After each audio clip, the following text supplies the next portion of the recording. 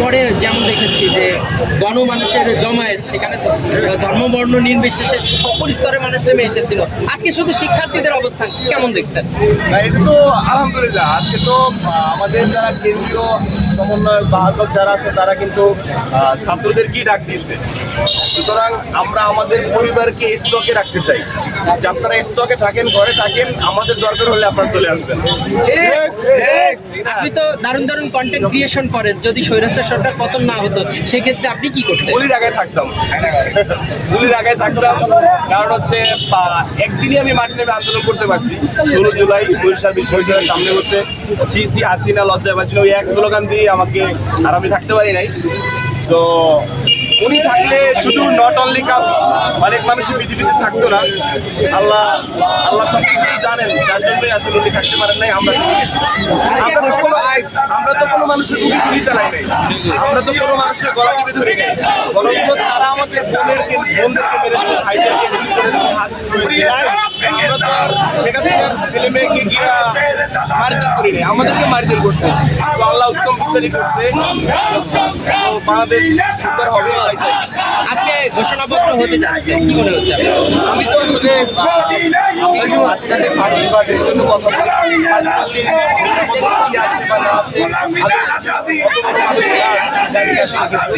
আমিও সাধারণ শিক্ষার্থীদের মতো আমি শুনতে আসছি। আমি আসলে ভালো কিছুই আশা করছি। ধন্যবাদ। বঙ্গবন্ধুকে বলা, তার আপনি যদি কারাগারে রোজগামসা করেন, অসহতাত্ত্বিক করেন, তাহলে দেখবেন যে দেশের জন্য তার অবদান রয়েছে। তো মানুষ তাকে ভালোবেসে তার ভালো কাজকর্ম দেখিয়ে তাকে বঙ্গবন্ধু দিয়েছে।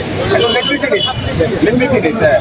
তো তাকে সেই বঙ্গবন্ধু, সেই ছাত্রলীগের যে যুগ, বর্তমান ছাত্রলীগের যুগ এক না। আপনি আন্দোলন করতে গিয়েছিলেন, রোগে হলের সামনে ছেলেদেরকে মেয়েদেরকে দিন মারা হয়েছে। আপনাদেরকে ওই ছবি এখন বলে আছে, আপনাদের পত্রিকাও আছে, দেখবেন আপনারা। বর্তমান ছাত্রলীগ না, বঙ্গবন্ধু নিঃসন্দেহে তার আপনি বিএনপি বলেন, জামাত বলেন, সর্বশ্রেণী মানুষই করবে বঙ্গবন্ধু অবদান রয়েছে। এখন সেই বঙ্গবন্ধু সাদ্দামের আমল তাকে বঙ্গবন্ধু মানুষ তো ভালোবেসে দিয়েছিল। আপনি আমি তো দিয়েছিলাম, আমি দিয়েছিলাম, মানে আপনার আমার বাধ্যতারা এগুলো দিয়েছিল। সুতরাং এই সময়ের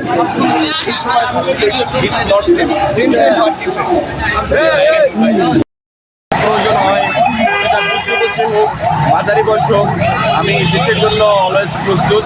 ইনশাল্লাহ যতদিন বেঁচে আছি দেশের সাথে কথা বলে যাবো ইনশাল্লাহ। আর জল্পনা কল্পনা অনেক হবে, অনেক করবে। গত রাতে অনেক গুজব ছড়ানো হয়েছে, আপনার হচ্ছে গিয়ে 31 তারিখে প্রোগ্রাম হবে না।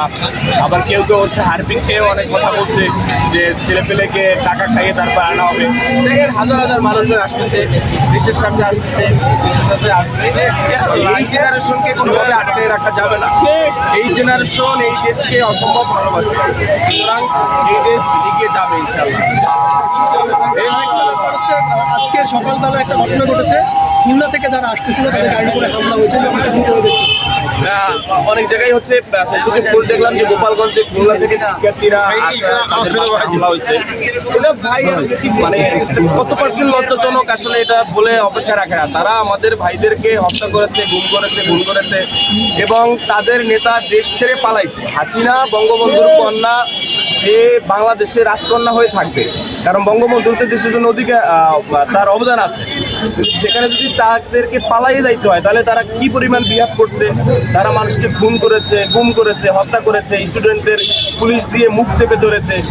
এখন এ নিয়ে আসলে তাদের অনুতাপ্ত নাই, এখন তারা পুরো আবার ক্ষমতায় আসতে চায়। যার জন্য তো আজকে এখানে শিক্ষার্থীরা কি টাকা খাওয়ার জন্য আসছে? হ্যাঁ, শিক্ষার্থীরা আসছে দেশ ভালো যেন থাকে, দেশে যেন আর কোনো স্বৈরাচার না আসে এবং যে স্বৈরাচার আছে তাদের বিচার যেন হয়, এই জন্যই কিন্তু শিক্ষার্থীরা আসছে। এখন সেখানে যদি গোপালগঞ্জে হামলা হয় তো তাদের তো লজ্জা শরম কিছু নাই, তাদেরকে বলার আর কিছুই নাই। আল্লাহ তাআলা নিজ হাতে তাদেরকে হেদায়েত দান করুন। আপনি সবসময় পয়েন্টে আসেন, পয়েন্টে কথা বলেন, আপনার পয়েন্টটা কি? আপনি কি পয়েন্টে কথা বলতে চান? একদম আমি তো অলওয়েজ বাঁচাটার সুযোগ নাই, বাঁচলে কাজী মল্লের সহিত মানে হকালালি কথা বলে যাব, কারণ মিথ্যে কথা তো এমনিতে নর্মালি গুনাহ। তো মিথ্যে কথা বলে বা কি হবে? দেশের জন্য যদি বুক ফুলিয়ে সৎ কথা না বলা যায় তাহলে তো বেঁচে থাকারই দরকার নেই।